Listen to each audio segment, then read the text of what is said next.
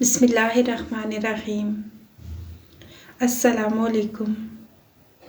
मैं अपनी बेटी के साथ एक बेवजह सी ज़िंदगी गुजार रही थी। मेरी 16 साला बेटी जो अब कॉलेज जाने लगी थी, अक्सर अपने बाप के बारे में सवाल करती, मगर मैं उसे कोई जवाब ना दे पाती, क्योंकि ये एक ऐसा राज था जिससे मैं फ़िलहाल पर्दा उठाना नहीं चाहती थी। मेरी बेटी मुझसे बहुत मोहब्बत करती। शाम को सोने से पहले मेरे पास टेबल पर सभी चीज़ें मुहैया कर देती, किसी नर्स की तरह मेरा ख्याल रखती। सभी कहते कि तुम्हारी बेटी तुम्हारे लिए बुढ़ापे का सहारा साबित होगी, और सही बात भी यही थी। मगर कुछ दिनों से मुझे लगने लगा था कि मेरी बेटी पहले की तरह नहीं रहती। ना तो उसके चेहरे पर वो हंसी है, और ना ही वो दोस्तों से ज़्यादा मिलना जुलना पसंद करती है। उसके गुमसुम रहने की आदत ने मुझे परेशान कर दिया। आज भी वो मेरे सामने बैठी चीज़ें सेट कर रही थी कि अचानक कुछ सोचकर बोली, अम्मा आपकी शादी कब हुई थी? मैंने कहा, बेटी तुम ऐसी बातें क्यों पूछती हो?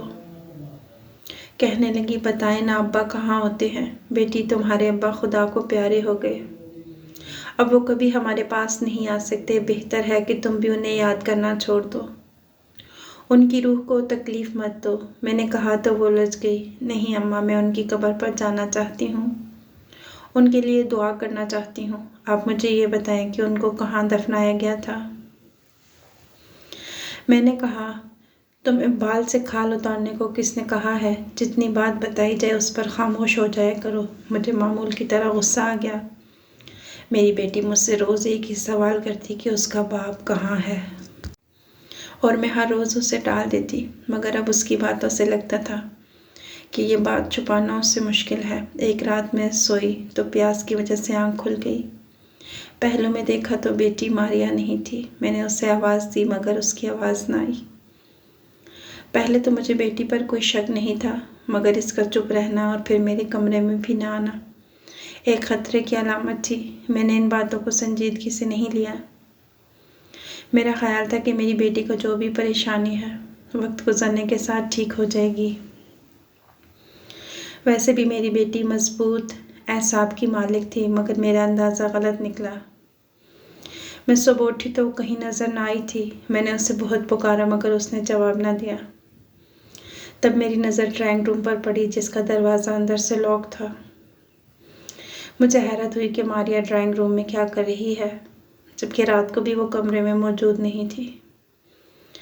मैंने दस्तक दी, उसे आवाज़ दी, मगर उसने किसी बात का जवाब नहीं दिया।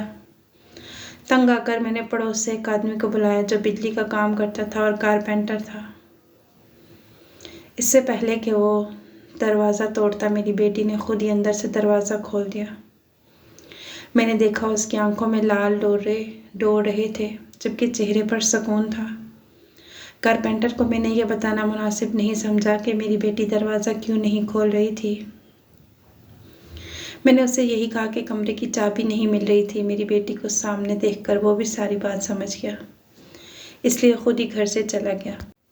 दरवाज़ा बंद करने के बाद मैंने मारिया की क्लास लेना शुरू की। ये क्या बदतमीज़ी है? मैं कब से तुम्हारा दरवाज़ा बचा रही थी, तुम्हें एहसास भी है कि तुम्हारी बूढ़ी माँ की हालत क्या है?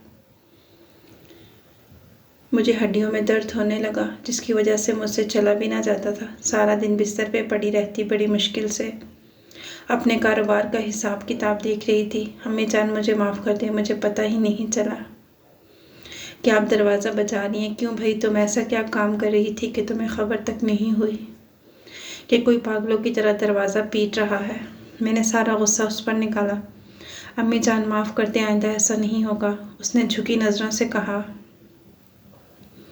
वो तो मुझसे नज़र भी मिला नहीं पा रही थी। मुझे उसकी बातों से और भी शक होने लगा। मगर क्या बताऊं, उन दिनों मेरी सेहत की हालत क्या थी। हड्डियों में तो पहले ही दर्द था।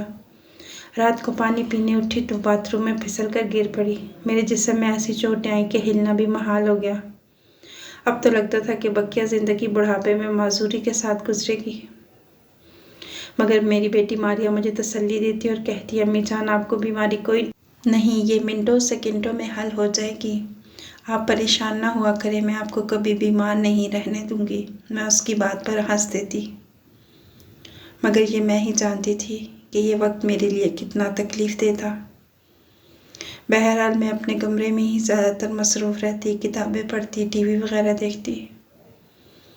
मेरी बेटी जब भी आती, मेरे पास बैठकर मुझसे बातें करती तो मेरा दिल बहल जाता। वो मुझे कमरे में छोड़कर अक्सर बाहर चली जाती। मैं उसे आवाज़ देती तो वो 2-3 मिनट ज़रूर लगा देती और आवाज़ भी ना निकालती, जैसे किसी ने खामोश रहने की हिदायत की हो। उसकी ये बातें मुझे उलझन में डालती थी। एक दिन मेरे सर में बहुत दर्द था। मैंने उसे बुलाया तो वो भागती हुई अंदर कमरे में आ गई। मैंने कहा, मारिया, मेरे सर में बहुत दर्द है, मेरा सर दबा दो। वो खामोशी से मेरा सर दबाने लगी, मुंह से एक लफ्ज़ भी नहीं बोला। मैं अक्सर नोट करती थी कि मारिया ज़्यादातर खामोश रहती है। मेरे आवाज़ देने पर भी वो बात नहीं करती। मेरी बेटी को क्या हो गया है? मैं दिल ही दिल में सोचती। मैं माजूरों की तरह लेटी आराम करती रहती। मैंने बचपन में कभी तवज्जो और मोहब्बत मारिया को नहीं दी थी। शायद ये उसका असर था कि वो इस कदर खामोश रहने लगी। लेकिन वो मेरा बड़ा ख्याल रखती, मुझे बिस्तर से पाँव भी ना हिलाने देती। कहती, आपको तकलीफ़ हो जाएगी, आप आराम करें, मैं आपको हर चीज़ यहीं ला दूँगी। मैं अपने कमरे तक महदूद होकर रह गई थी। मेरे जहन में कई तरह के सवालात आने लगे थे। मैं सोचने लगी, मेरी बेटी आखिर मुझे कमरे से निकलने क्यों नहीं देती। तब एक दिन मैंने उससे कहकर मार्था को बुलाया था। मार्था मेरी पुरानी जानने वाली दोस्त थी। मैंने अपनी बेटी के बाद जाने के बाद मार्था से सारे हालात का जिक्र किया। वो कहने लगी, तुम्हें परेशान होने की ज़रूरत नहीं, मैं तुम्हारी बेटी पर नज़र रखूँगी। तुम चल फिर नहीं सकती तो क्या हुआ, तुम्हारी आंखें और कान बनकर मैं इस घर में रहूँगी। तुम बस अपनी बेटी से कह दो कि वो मुझे इस घर से जाने का ना कहे और ना ही ऐसा सोचे कि मैं चली जाऊँगी। मार्था पर मुझे पूरा यकीन था। उसने कहा कि हो सकता है तुम्हारी बेटी किसी ऐसे काम में पड़ गई हो जिससे निकलना उसके लिए मुश्किल हो। मैं निगरानी करूँगी तो यकीनन वो मुझसे बच नहीं पाएगी। अब मुझे मार्था का इंतज़ार रहने लगा। मैंने अपनी बेटी से कहा, ये मेरी एक पुरानी सहेली है, इसके शौहर ने इसे घर से निकाल दिया है, तलाक याफ्ता है बेचारी, कुछ दिन यहीं रहेगी क्योंकि इसके पास कोई और ठिकाना नहीं। तुम इसका ख्याल रखना और इसे अपने साथ ही रखना। मारिया मार्था को देखकर परेशान हो गई। बोली, अम्मी जान, क्या अब ये यहीं रहेंगी? उसकी परेशानी की वजह को मैं खूब समझ गई। मैंने कहा, हाँ, अब ये यहीं रहेगी और मैं तुम्हें हुक्म देती हूँ कि हर काम इससे पूछकर करो। ऐसा ना हो कि तुम इसकी बात ना मानो और मेरी नाराज़गी मोल ले लो। जी अम्मी, बेहतर है, जैसा आप कहेंगी वैसा ही होगा। और मारिया मेरे कमरे से चली गई। मार्था कहने लगी, मैं तुम्हारी दिलजोई करने के लिए तुम्हारे कमरे में रुक जाती हूँ, मगर मैं ऐसा नहीं चाहती थी। मैंने मार्था से कहा, तुम मेरी बेटी के कमरे में रहो ताकि उसकी खैर खबर से मुझे आगाह करती रहो। मार्था ने कहा, ठीक है, मैं तुम्हें एक एक पल की खबर से आगाह करूँगी। मुझे पूरा यकीन है कि 2-3 दिन में ही तुम्हारी बेटी के राज का पता चल जाएगा। अगले दिन मार्था मारिया के कमरे में थी। मार्था ने सारी रात जाग कर देखा कि मारिया क्या करती है, मगर मारिया ने ऐसी कोई मशकूक हरकत नहीं की जिससे मार्था को कोई सबूत मिलता। अगले दिन मैंने मार्था से पूछा तो कहने लगी, लगता है तुम्हारी बेटी हमारे प्लान को समझ गई है। बेहतर है कि मैं 1 हफ्ते बाद दोबारा आऊँ, वरना तो ये मोहताज ज़्यादा हो गई है, कभी पकड़ने नहीं देगी। तुम इसे कहो कि मार्था कुछ दिन बाद आएगी ताकि ये मोहतात ना रहे और कोई ऐसी गलती कर दे जिससे मैं इसे पकड़ लूँ। मार्था की बात सही थी। मैंने अपनी बेटी से कहा, मार्था अब हमेशा के लिए यहाँ से चली जाएगी, बस 1 दिन और इसे बर्दाश्त कर लो। मेरा ख्याल था कि आज की रात मार्था को अपने कमरे में ठहराने का तासुर दूंगी और फिर आधी रात को मार्था से कहूँगी जाकर उसके कमरे में झांके कि वो क्या कर रही है। मार्था ने भी ठान लिया था कि आज मारिया की बात का सुराग लगा कर रहेगी। आधी रात का वक्त था।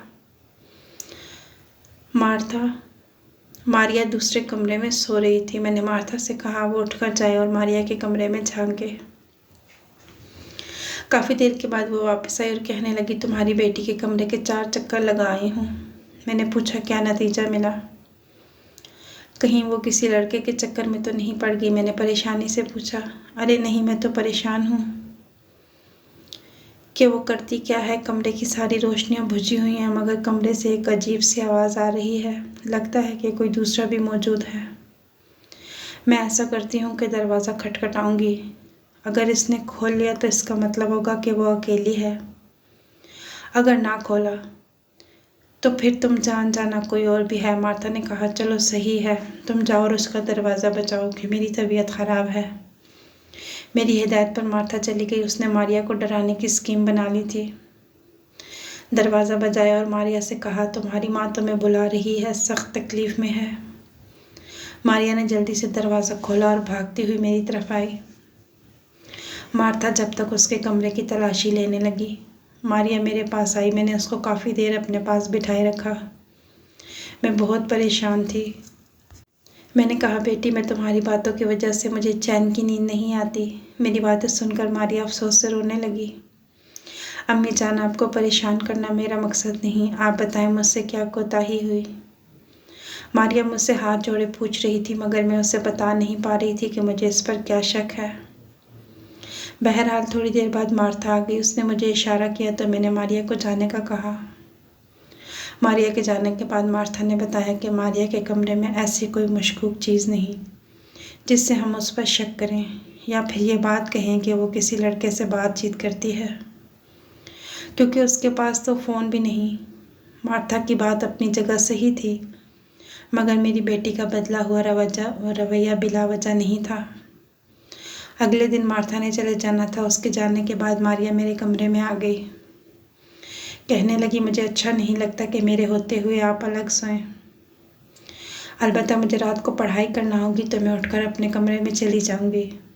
मुझे मारिया का मकसद समझ नहीं आ रहा था। बहरहाल मैंने मारिया को अपने कमरे में सुला लिया। वो रात भर मुझे कहानियाँ सुनाती और कभी तरह तरह की चीज़ें खिलाने की कोशिश करती। एक दिन मुझे चोट सी आ गई। कहने लगी, आपको हल्दी वाला दूध पिलाऊंगी, इससे आप ठीक हो जाएंगी। आपको कभी कोई बीमारी नहीं होगी। मेरी एक सहेली ने बताया है, इस पर एक ख़ास किस्म की जड़ी बूटी भी डाली जाती है जिससे सारी बीमारियां छूमंतर हो जाती हैं। अपनी बेटी की बात सुनकर मैं खिल उठी। मैंने कहा, ज़रूर। मारिया मेरा बहुत ख्याल रखने लगी। वो दूध का गिलास लेकर आती जिसमें हल्दी मिली होती। मैं एक एक घूंट करके दूध पिया। ऐसे लग रहा था जैसे मेरे जोड़ों में सुकून उतर रहा है। दूध का प्याला ख़त्म होने के बाद मुझे गहरी नींद आ गई और मैं पुरसुकून अंदाज में सोई। ऐसे लगा जैसे सारे दर्द मेरे जिस्म से भाग गए हों। सुबह नींद से बेदार हुई तो खुद को तरोताज़ा पाया। मैं जान गई थी मेरी बेटी ने वाकई मुझे एक पुरअसर दवा दी है। अब रोज़ यही होने लगा। मेरी बेटी रोज़ रात को मेरे पास आती, मुझे हल्दी वाला दूध देती और मैं पीकर आराम और सुकून से सो जाती।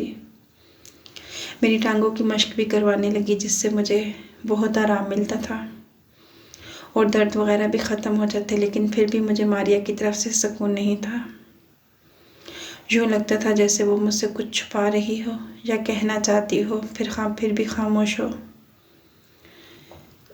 मैं सही वक्त के आने का इंतज़ार करने लगी। वैसे भी मार्था ने कहा था कि वो अगले हफ्ते आ जाएगी। एक दिन की बात है, मारिया मेरे कमरे में दूध वाला गिलास लेकर आई। मेरे हाथ चूंकि कांपते रहते थे इसलिए दूध मुझसे गिर गया। दूध गिरने की देर थी। मारिया का रंग फक हो गया। उसकी रंगत ऐसे उड़ी जैसे मैंने दूध ना गिरा दिया हो, सोने का पानी गिर गया हो। मारिया की उड़ी हुई रंगत ने मुझे हैरत में डाल दिया। मारिया, ऐसा क्या हो गया? तुम इस कदर बौखला गई। दूध है बेटी, और ले आओ, गर्म करो और हल्दी डालकर दोबारा ले आओ। मेरी बात पर मारिया किचन में पलट गई, मगर उसके चेहरे पर परेशानी के असरात थे। मैंने देखा वो बहुत हैरान लग रही थी। वापसी पर उसके हाथ में रुई का एक गुच्छा भी था। उसने बड़ी एहतियात से वो सारा गिरा हुआ दूध रुई वाले गुच्छे में चूस लिया और फिर उसे बाहर ले जाने लगी। मैं अपने जहन में कुछ सोचने लगी कि कल क्या करना है। अगले दिन जब मारिया दूध का गिलास लेकर आई, मैंने कहा, बेटी, मैं ये दूध नहीं पी सकती। तुम चीनी नाम को नहीं डालती। मैं उकता गई हूँ, जाओ चीनी लेकर आओ। मेरे कहने पर वो किचन की तरफ चली गई, जबकि मैंने पीछे से चुपके से वो दूध एक बोतल में डाल लिया। बोतल को अपने तकिए के नीचे छुपा दिया और बेटी के आने पर चीनी खोलकर बगिया दूध पी लिया। अगले दिन मार्था ने आना था। हस्बे तवक्को वो आई तो मैंने सारी कहानी उसके सामने रखी। कहने लगी, मुझे पक्का यकीन है तुम्हारी बेटी तुम्हें गहरी नींद सुलाने के बाद किसी से मिलने जाती है या कोई बातचीत करती है। जब भी वो तुमको बता नहीं पाती। मार्था की बात सही थी। बेटी की खिदमत से मुझे नींद तो पुरसकून आती थी, मगर इसके बाद क्या होता था मुझे कुछ मालूम ना होता। अलबत्ता मेरी तबीयत ख़राब बिल्कुल भी ना होती, मैं ख़ुद को हशाश बशाश महसूस करती। मुझ में एक नई तवानाई से आ जाती।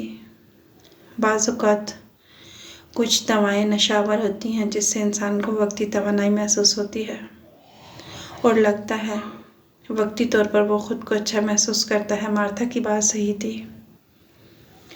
इस दिन के लिए मैंने बोतल में वो दूध इकट्ठा किया था। मैंने वो बोतल मार्था के हवाले की और उससे कहा कि इसे किसी मुस्तनद लेबॉरेटरी से टेस्ट करवा दो, ताकि पता चले कि आखिर मेरी बेटी दूध में ऐसा क्या मिलाती है कि दूध गिरने से वो इस कदर परेशान हो गई। मार्था मेरा दिया हुआ नमूना लेकर लेबॉरेटरी गई।